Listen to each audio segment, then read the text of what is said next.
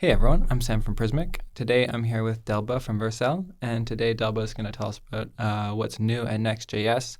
So Vercel are the creators of Next.js, Yeah. and just last month, or a little longer, but in October, Vercel hosted NextConf and announced some cool new things. So Yeah.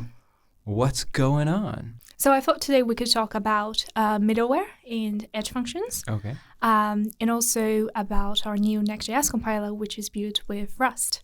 Okay. So This is very good because you said edge functions, a Rust compiler, and middleware, and I only have very fuzzy ideas of what any of these things are. So I'm hoping we can also kind of explain to people what they are and why they're exciting a little bit. Yeah. So let's break that down.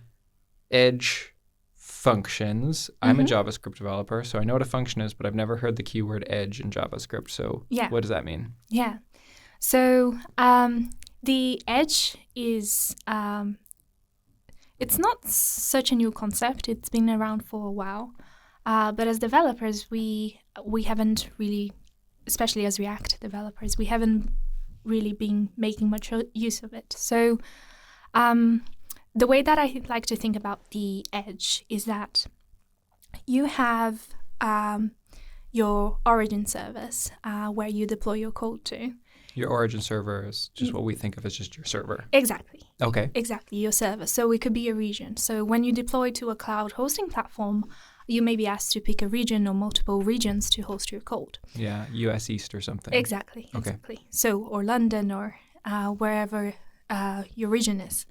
Now, when you render your application on a server, you have to send a request to that server and then back. And there are some downsides to, server-side rendering and running code on the server, such as latency. I mean, this does blow my mind because when you choose that US East server, it's crazy to think that every time you click save or deploy, you have that information going all the way across the Atlantic Ocean because we're here in Paris right now. Exactly. So whenever a user visits your website and makes a request, that information has to go to the server and then back. And there is some latency there. There is some latency.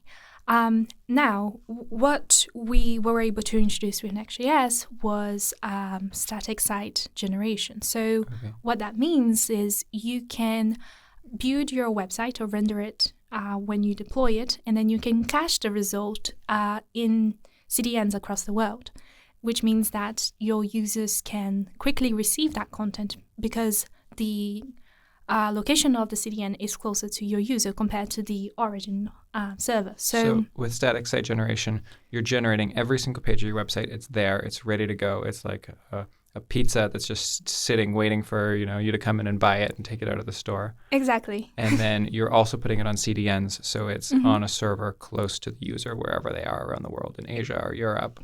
Yes, exactly. Okay. So that makes content delivery fast, but the downside of that is that we lose the ability to make our content dynamic because up to this point, we weren't running code, at these CDN edges. So what the edge enabled us to do is not just, cache or store our content, but we can also run code closer to our users so that when a user makes a request, the request isn't sometimes not going all the way to the origin server, but it's going to the edge and then back. I like to think about the edge in terms of distribution. So what you're doing is you're writing logic that is copied and then distributed across all the edge locations so that when a user makes a request, you can run code closer to them. So the code is closer to the user.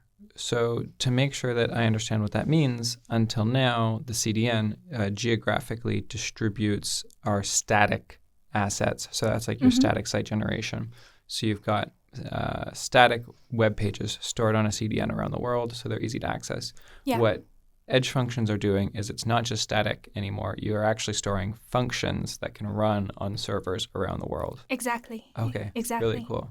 Yeah, so what that allows us to do is we can move some of the computational work either from the client side or the server side to the edge.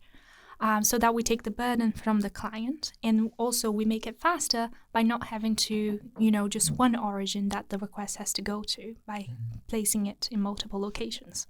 So do you have an example of a kind of function that might be useful to put on the edge? Yeah, so for example, you might be familiar with middleware, and we use it in things like Express. So middleware is something that you place between two things. So in this case, we're placing middleware at the edge as edge functions between the user's request and the server. So middleware runs before that request is completed. Okay.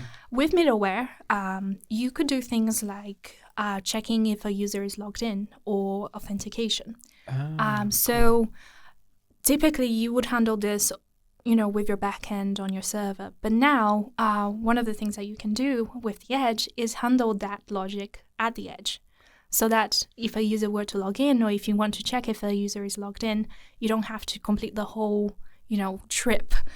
You can just quickly deliver that content back to the user based on whether they're logged in or not. So an example might be if a user comes to your homepage and there's a delay before their avatar appears in the top right corner, or their user profile information appears, that delay will be a lot shorter with edge functions because it doesn't have to go all the way to US East or wherever your origin server is. Exactly. Okay. And one of the great things about edge functions as well is that they're a lot smaller than your typical serverless functions. So they run on V8, which is a runtime that doesn't have all the things that a Node runtime would have. So Node has a lot of modules that we don't always use. Like, for example, you might use FS to check your file system or things like that. So if you're only checking if a user is logged in, you're going to have to boot up your Node runtime and over-provision a lot of things just to do a very small task. But with edge functions, because they have a lot smaller runtime, it makes them fast and efficient. And this is why we're able to place these edge functions around the world in the edge network instead of having it in one single region. So what you're saying is that you don't actually need all of Node for most of your server-side functions. So you can actually offer Node is a runtime, but you can actually offer a smaller JavaScript runtime for these edge functions. Yes, for these edge functions. And you can still have certain things like, for example, the fetch API. You can still have it in the smaller runtime. Wow, so cool. So what else? Did Next.js announce any other new features or innovations that we want to know about? Yeah. The new one is the Next.js compiler, which is built on Rust with SWC. Okay. So a compiler built on Rust with SWC. Yes, that's a big one. Okay. Rust, this is confusing because Rust is a programming language, which is not JavaScript. Exactly. Okay. Exactly. So the thing with Rust is that we began to reach limitations in terms of performance within Next.js because the tools that we were using for compiling, bundling, they were built on top of JavaScript. I don't necessarily know the intricacies of, the limitations of JavaScript, but I do know that with Rust, because it's a low-level language, we can improve our performance by rebuilding the infrastructure behind Next.js. So one of the things that the Next.js team was working on and still working on is making sure that a lot of the things that we could previously do with JavaScript, like compiling or minifying, that we can now do those things with Rust. Okay, so the Next.js compiler is now built in Rust. Yeah. So I want to ask you, because I feel like for a lot of developers, the idea of a compiler is kind of fuzzy. It's just something that happens in the background. So what is a compiler and what's it responsible for? Yeah.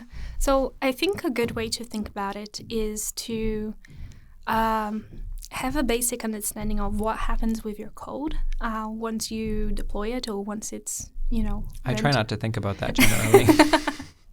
I mean, as a developer, I don't think you need to know much about it, but it's good to just have a basic understanding. So when you compile your code, what you're doing is you're taking code that you've written, for example, in modern JavaScript with the latest tools and technologies, and then you're translating that into a code that other browsers would understand. And then when we talk about minifying your code, we're also talking, because the compiler can also minify your code, we're also talking about taking your code and then removing the extra stuff that is not necessary for it to run in the same way. So like any extra spaces or, words or so. By doing that, you make your code more performant because it makes it easier for, browsers to take that code and then render your application. So basically the compiler is taking all the code, making it like usable in the browser, and also removing any unnecessary spaces or transforming it to make it smaller in any way that it can. Yeah, minifying it. Yeah. Yes, exactly. Because if anybody's ever tried to run a Node program in the browser, they've seen that you run into problems. Exactly. And that leads to performance improvements because, if you think about the developer experience when you are, preparing your code for production, or you're just, in your dev environment, saving your code and then seeing the results on screen. What we've noticed with the Rust compiler is that we were able to improve view times and also improve fast refresh. So that's when you're saving your code and then seeing the results on screen. So the compiler isn't something that developers do per se. It's part of the experience of working with. Yeah, exactly. It's the infrastructure of Next.js that makes it performant. So as you're developing, like you just said, when you're in dev mode, if you make a change to your code, you'll get a fast refresh in your browser much more quickly. And when you build your site, the build will happen much more quickly. Exactly. Wow. Exactly. Really cool. Yeah. And one of the things that I really love about this compiler is that if you have a custom Babel configuration or plugin, you can opt out of it. But what the Next.js team is working on at the moment is they're collecting feedback to see why developers are deciding to opt out, to see if there's any edge cases that we haven't yet thought of. Like, for example, one of the things that I'm very excited about is testing with Jest. So Jest is a tool that we use for front-end testing. And to set up Jest to work with Next.js, you have to spend a lot of time in the documentation figuring out, what Jest options to use to make sure that it works with Next.js. And we wrote some documentation around it, and we've given the developers the different options.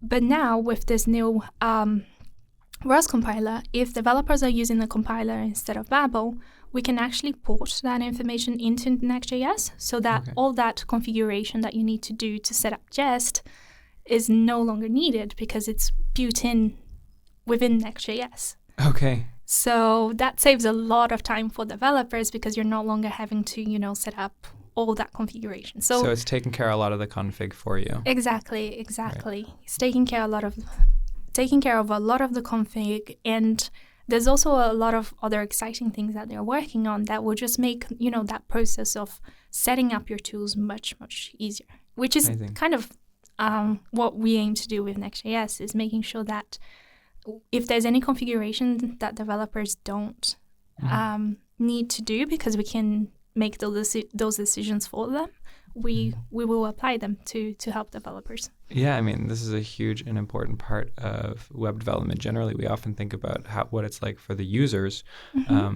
but your job is to think about what the experience is like for the developers as users. Exactly. Cool. Yeah. Well, thank you so much for the update. I'm really excited to try these things out. And I'm curious if anybody has any questions about these updates, if they could put them in the comments.